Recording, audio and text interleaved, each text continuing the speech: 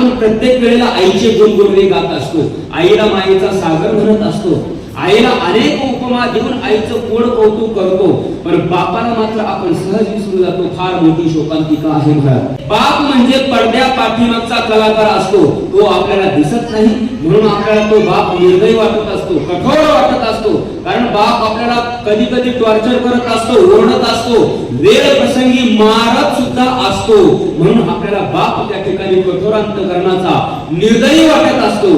पण एक लक्षात ठेवा महाराज, नारळ वरून कसा असतो हो, नारळ वरून कठीण असतो, पण तोच नारळ फोडल्यानंतर आतमध्ये गोड पाणी देणारा आणि गोड खोबरं देणारा तो नारळच असतो. आणि त्याच नारळ रूपी बापाला मात्र आपण सहज विसरून जातो.